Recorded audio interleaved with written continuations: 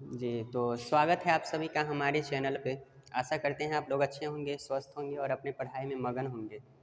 तो चलिए बिना देरी किए हुए हम लोग अपने क्लास की तरफ बढ़ते हैं। तो आप लोगों ने देखा ही होगा हमें आज क्या पढ़ना है। हमें पढ़ना है वर्ण के बारे में, वर्ण के प्रकार के बारे में। हमने पिछले क्लास में डिस्कस किया हुआ था वर्ण के बारे में। आप लोग अगर पिछला क्लास नहीं देखे हुए हैं तो वो क्लास देख लीजिए, वो क्लास भी बहुत महत्वपूर्ण था। उस क्लास को समझना भी बहुत महत्वपूर्ण है। अगर वो नहीं समझे हैं तो फिर ये समझना मुश्किल है।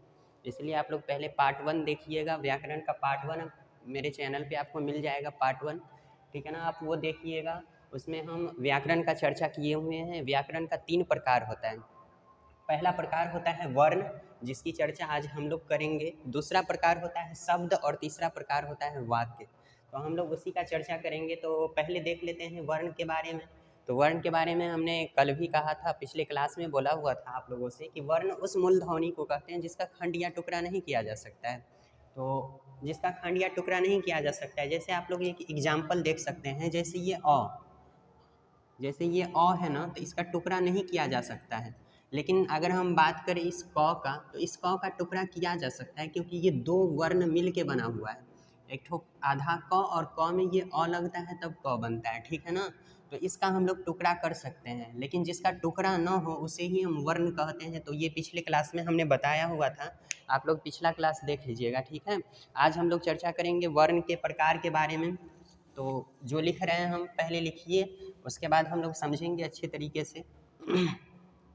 लिखना है आप लोगों को वर्ण,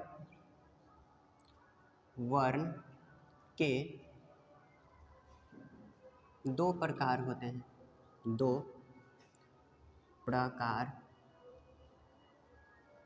वर्ण के 2 प्रकार होते हैं। वर्ण के 2 प्रकार होते हैं, कौन कौन? तो लिखिएगा। पहला नंबर में होता है स्वर वर्ण। पहला नंबर में देना है स्वर वर्ण। दूसरा नंबर में देना है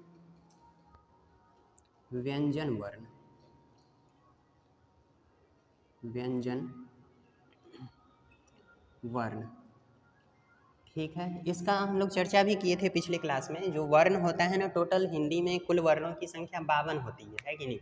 तो उसी 52 को ना 2 भागों में डिवाइड किया होगा। पहला भाग को कर दिया होगा स्वर वर्ण, और दूसरा भाग जो बचा हुआ भाग होगा उसको कर दिया होगा व्यंजन वर्ण। तो आज हम लोग इसी वर्ण के बारे में एकदम डीपली से पढ़ेंगे। ऐसा पढ़ेंगे कि इससे एक भी क्वेश्चन आने वाला, चाहे वो कंपटीशन एग्जाम हो या फिर बोर्ड एग्जाम हो, किसी भी टाइप के एग्जाम में अगर इस टॉपिक से आपसे क्वेश्चन पूछा जाएगा तो आप कभी नहीं छोड़ के आएंगे, ठीक है ना। तो हम लोग आज पढ़ेंगे वर्ण के बारे में। वर्ण का मुख्यतः 2 ही प्रकार होता है, स्वर वर्ण और व्यंजन वर्ण। तो पहले हम लोग चर्चा कर लेते हैं पहला टाइप जो होता है स्वर वर्ण का। तो आप लोग हेडिंग डालिएगा, पहला टाइप इसका। पहला टाइप होता है स्वर वर्ण।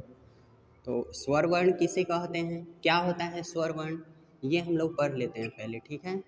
स्वर वर्ण लिखिएगा। स्वर वर्ण में कि देखिए, पहले स्वर वर्ण समझिए क्या होता है। स्वर वर्ण जो होता है वैसा वर्ण जिसका उच्चारण स्वतः किया जाता है। उच्चारण मतलब बोलना, ठीक है ना। पिछले क्लास में भी हमने बताया था उच्चारण मतलब बोलना होता है।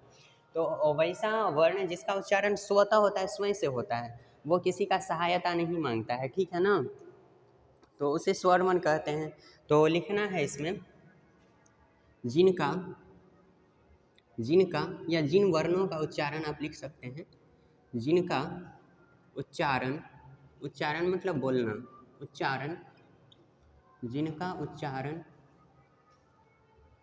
स्वतः, स्वतः मतलब स्वयं, ठीक है ना। जिनका उच्चारण स्वतः होता होता है होता है कॉमा, उसे ही हम लोग क्या कहते हैं, स्वर वर्ण कह सकते हैं। जिनका उच्चारण स्वतः होता है उसे ही हम लोग क्या कहते हैं, स्वर वर्ण कहते हैं। स्वर वर्ण कह सकते हैं उसको, स्वर वर्ण कहते हैं, स्वर वर्ण कहते हैं।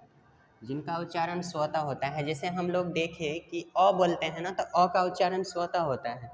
अ का उच्चारण स्वतः होता है। तो वैसे ही इसमें हम लोगों को लिखना है, या इसका आप लोगों को दूसरा डिफिनीसन भी हम लिखा देते हैं। तो लिखिएगा दूसरा डिफिनीसन। यहाँ डाल दीजिएगा अर्थात, अर्थात, अर्थात, ठीक है। जिन जिन वर्णों का उच्चारण, जिन वर्णों का जिन वर्णों का उच्चारण उच्चारण बिना बिना किसी दूसरे वर्ण, बिना किसी दूसरे वर्ण की सहायता से हो, बिना किसी दूसरे वर्ण की सहायता से हो, सहायता से हो, उसे ही हम लोग कह सकते हैं ना कि ये स्वर वर्ण है। बात वहीं पे आया, जिनका उच्चारण हम लोग स्वयं करें, या उसी को पलट के बोल दो कि जिन वर्णों का उच्चारण बिना किसी दूसरे वर्ण की सहायता से हो, है कि नहीं। तो आगे आप लोगों को लिखना है इसमें। अब स्वर वर्ण तो हम लोग को पता होना चाहिए ना कि स्वर वर्ण होता क्या है। तो देखिए, स्वर वर्ण लिखना है स्टार पॉइंट डाल के।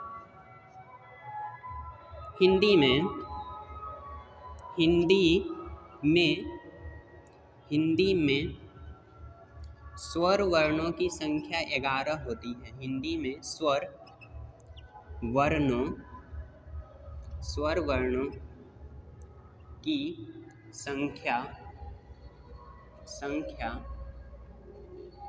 11 होती है, 11 होती है। अब तो बोलिएगा ना कि सर आप कुछ बोल देते हैं, 11 को होता है, बताइए तो कौन कौन होता है। तो एकदम बताएंगे, ज़रूर बताएंगे। आप लोगों को एकदम हताश नहीं होना है कि यार क्या बता रहे हैं। पूरा पहले देखिएगा, अगर समझ में नहीं आए तो आप कमेंट करके बताइएगा कि सर आप गलत पढ़ा रहे हैं, हमको कुछ समझ में नहीं आता है कि नहीं। तो पहले एकदम सही रूप से, सही ढंग से आप पढ़िए, फिर समझ में ना आए तब बोलिएगा कि सर आप क्या पढ़ाते हैं, हम नहीं समझे हैं, ठीक है ना। तो हिंदी में स्वर वर्णों की संख्या 11 होती है। जैसे कि 11 में कौन कौन, तो आप लोग लिखिएगा कौन कौन होता है। तो लिखिएगा अ, आ, हर्ष ई, दीर्घ ई, हर्ष उ, दीर्घ उ, ठीक है। उसके बाद ए, आई, ओ, औ। गिनिएगा कै गो हुआ, 1 2 3 4 5 6 7 8 9 10, 10 गो हुआ। उसके बाद एक और होता है जिसका नाम होता है री, ठीक है ना, री। 11 हो गया ना। तो ये 11 गो होता है स्वर वर्ण। अब देखिएगा, स्वर वर्ण जिसका उच्चारण स्वतः होता है, जिसका उच्चारण में हम किसी दूसरा वर्ण कहने का मतलब ये व्यंजन वर्ण, दूसरा वर्ण यही ना हुआ व्यंजन वर्ण। तो जिसका उच्चारण में हम व्यंजन वर्ण का सहायता नहीं लेते हैं, खुद से करते हैं, उसे हम क्या कहते हैं, स्वर वर्ण कहते हैं। जैसे देख लीजिएगा, हम लोग पढ़ते हैं तो क्या सर का सहायता लेते हैं ना पढ़ने के लिए, खुद से तो नहीं पढ़ते हैं। तो यहाँ क्या होता है, ये जो स्वर जो होता है, स्वर अगर पढ़ता है ना तो स्वर खुद से पढ़ता है, दूसरा का सहायता नहीं मांगता है, ठीक है ना। दूसरा से नहीं मांगता है कि रे हमको थोड़ा दे दो, मटेरियल दे दो हमको पढ़ने के लिए, दूसरा से सहायता नहीं मांगता, ये खुद लिखता है।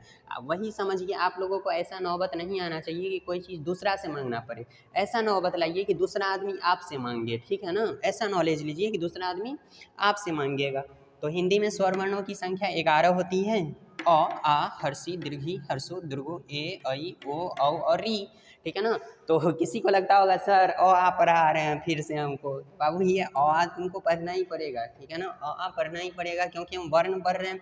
तो वर्ण में हम लोग ने देखा था वर्ण टोटल 52 होता है।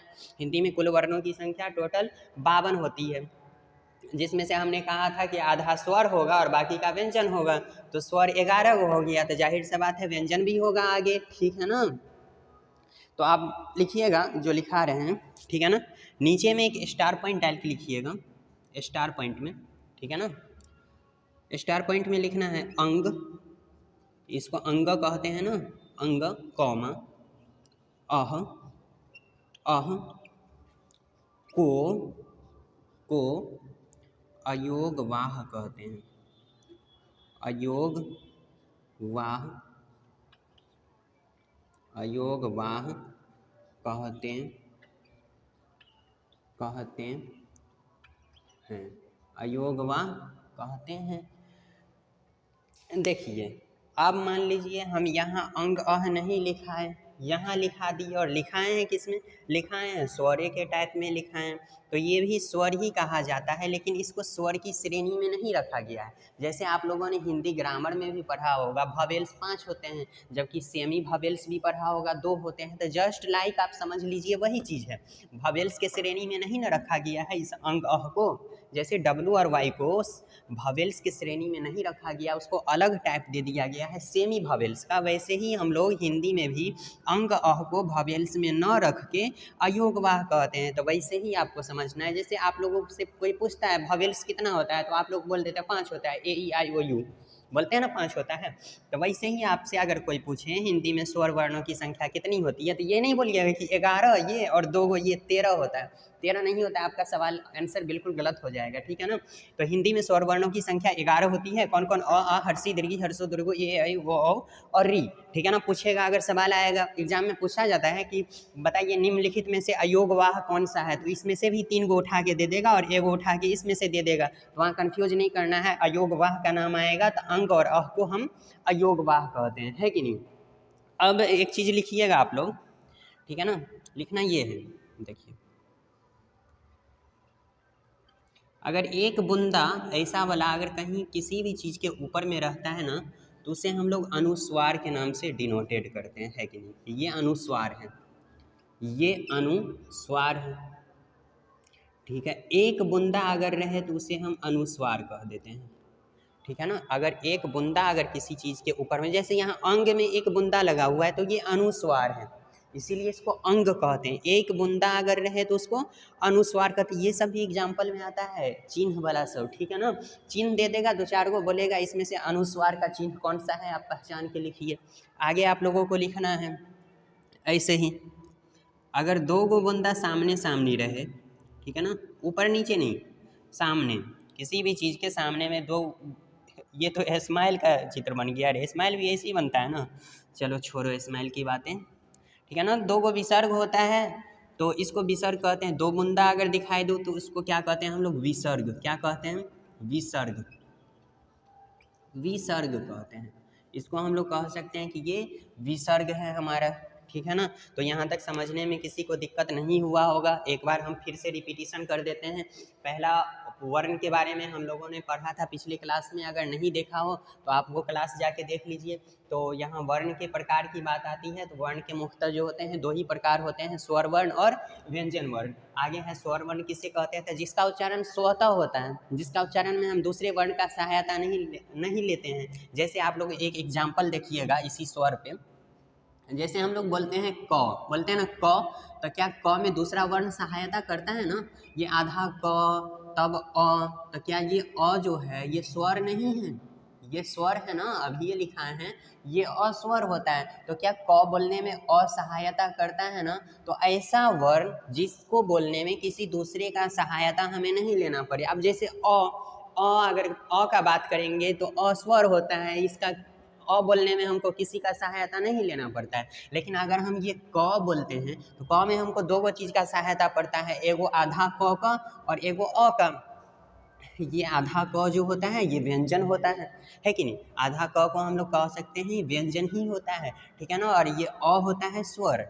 तो समझ गए कि वैसा वर्ण जिसका उच्चारण हम लोग स्वतः करते हैं, जिसका उच्चारण स्वतः होता है, ठीक है ना, स्वतः करते हैं, उसे ही हम स्वर कहते हैं। या इसका दूसरा परिभाषा आप लोग बोल सकते हैं कि जिन वर्णों का उच्चारण बिना किसी दूसरे वर्ण की सहायता से हो, बिना किसी दूसरे वर्ण से सहायता मांगे बिना कोई काम करे, ठीक है ना, तो उसे ही हम लोग क्या कहते हैं, स्वर वर्ण कहते हैं। तो पूछा जाएगा एग्जाम में, अक्सर ये क्वेश्चन आता रहता है कि हिंदी में स्वर वर्णों की संख्या कितनी है, हिंदी में स्वर वर्णों की संख्या कितनी है। आपको ऑप्शन में मिलेगा 33 दे देगा ए ऑप्शन, ठीक है, बी ऑप्शन दे देगा बी ऑप्शन दे देगा 22, सी ऑप्शन दे देगा 5 और डी ऑप्शन दे देगा 11। तो आप लोगों को बताना है इसमें से आंसर क्या होगा, ठीक है ना। आप लोग कमेंट करके बताइएगा कि हिंदी में स्वर वर्णों की संख्या कितनी होती है, और ये आप लोगों का ऑप्शन है, इसमें से देख के आपको बताना है कि नहीं। ABCD करके आप लोग बताइएगा क्या होता है इसका आंसर, ठीक है ना। और आगे देखते हैं, हिंदी में स्वर वर्णों की संख्या 11 होती है। अ आ हर्षी दीर्घी हर्षो दीर्घो ए ऐ ओ औ, ठीक है ना। देखिए इसमें क्या होता है ना कि आपसे एग्जाम में ये भी पूछा जा सकता है कि मान लो ये सब आपको नहीं लिखना है, ये हम समझाने के लिए बाद में लिखते हैं। मान लो आपसे एग्जाम में पूछा जाएगा कि निम्नलिखित में से, क्वेश्चन समझिएगा, एग्जाम में पूछा जाएगा कि निम्नलिखित में से स्वर वर्ण कौन सा है। निम्नलिखित में से स्वर वर्ण कौन सा है, आपको ऑप्शन में मिलेगा। ए ऑप्शन में दे देगा क, ठीक है, बी ऑप्शन में दे देगा आ, ठीक है, सी ऑप्शन में दे देगा ग, और डी ऑप्शन में दे देगा NOT मतलब नॉन ऑफ दीज। NOT मतलब नॉन ऑफ दीज, इनमें से कोई नहीं, ठीक है ना। तो आप लोग को ये भी बताना है निम्नलिखित में से स्वर वर्ण कौन सा है, आपको बताना है निम्नलिखित में से स्वर वर्ण कौन सा है। तो इसका आंसर आप लोग कमेंट में जरूर लिखिएगा, है कि नहीं। देखते हैं कौन सही बता पाता है। अभी पढ़ाए हैं हम। देखिए हिंदी में स्वर वर्णों की संख्या 11 होता है। अ हर्षी दीर्घी हर्षो दीर्घो ए ऐ ओ औ और री, ठीक है। अंग अ को अयोगवाह कहते हैं। इससे भी ज़्यादातर क्वेश्चन आता रहता है कंपटीशन एग्जाम में, ठीक है ना। पूछेगा आपसे निम्नलिखित में से अयोगवाह कौन सा है, ऑप्शन में आपको ऐसे ही 3 गो दे देगा, लिख देगा। चौथा ऑप्शन में ये अंग डाल देगा या फिर अह डाल देगा। तो वहाँ घबराना नहीं है कि वाह हम तो कभी नाम ही नहीं सुने हैं अयोगवाह का। बहुत ऐसा स्टूडेंट होगा जो अयोगवाह का नाम भी नहीं सुना होगा, ठीक है ना। वो बस स्वर और व्यंजन के बारे में जानता होगा। लेकिन हम लोग स्वर को जब डीपली से पढ़े तो तब पता चला कि ये अयोगवाह होता है कि नहीं। तो अयोगवाह क्या सब होता है आप लोगों को पता चल गया। अब हम लोग देखेंगे स्वर वर्ण का प्रकार। जैसे वर्ण का प्रकार हुआ ना, तो वैसे ही स्वर वर्ण का भी प्रकार है। अब स्वर वर्ण का प्रकार कैसे बना, अब यहाँ ध्यान दीजिएगा। ये 11 गो जो है, ये 11 गो जो है, इस 11 गो को ना बांटा गया होगा अलग अलग। इस 11 गो को अलग अलग बांटा गया होगा, इसीलिए इसका 2 टाइप बन गया है कि नहीं।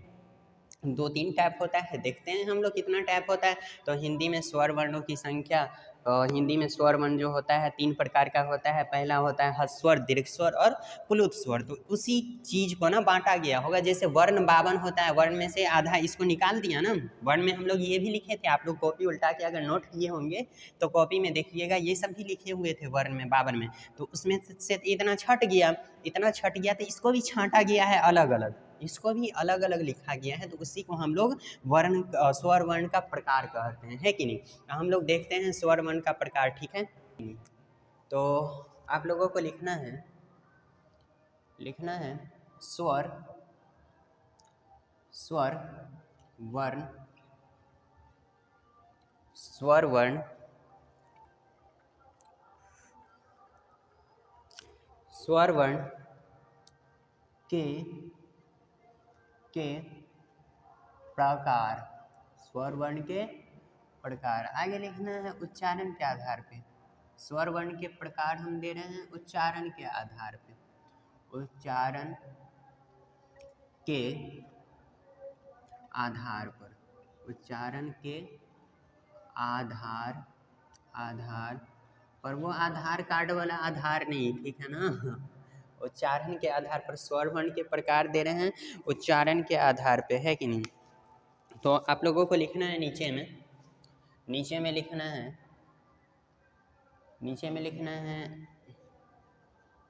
स्वर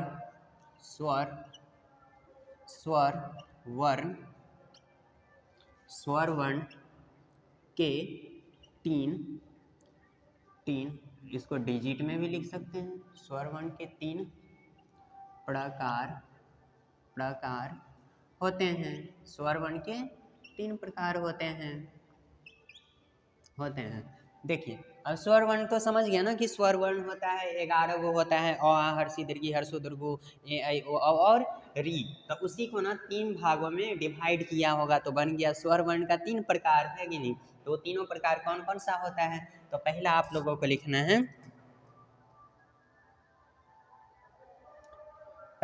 है, पहला आप लोगों को लिखना है ह्रस्व स्वर, ठीक है ना। पहला लिखना है आपको ह्रस्व स्वर, ह्रस्व स्वर, ठीक है। दूसरा प्रकार आप लोगों को लिखना है दीर्घ स्वर, क्या, दीर्घ, दीर्घ स्वर, ठीक है। और तीसरा आप लोगों को लिखना है, तीसरा प्रकार इसका होता है प्लुत स्वर, क्या होता है, प्लुत स्वर, है कि नहीं। तीसरा प्रकार इसका हो जाएगा प्लुत स्वर। तो स्वर वर्ण के प्रकार उच्चारण के आधार पे हम लोग देख रहे हैं, तो स्वर वर्ण के 3 प्रकार होते हैं, ह्रस्व स्वर, दीर्घ स्वर, प्लुत स्वर, है कि नहीं। तो आगे आप लोग को लिखना है ह्रस्व स्वर के बारे में। अब ये ह्रस्व स्वर क्या होता है तो वो सब देखेंगे, है कि नहीं। तो ह्रस्व स्वर का पहले डिफिनीशन लिख लीजिए आप लोग, फिर हम इसको समझाते हैं, ठीक है ना। तो पहला नंबर में लिखना है आप लोगों को ह्रस्व स्वर, हेडिंग डाल देना है ह्रस्व, ह्रस्व स्वर का, ह्रस्व स्वर का हेडिंग मान लीजिए हम ये डाल रहे हैं, हेडिंग डालते हैं, ठीक है ना। तो ह्रस्व स्वर का हेडिंग डाल के आप लोगों को लिखना है,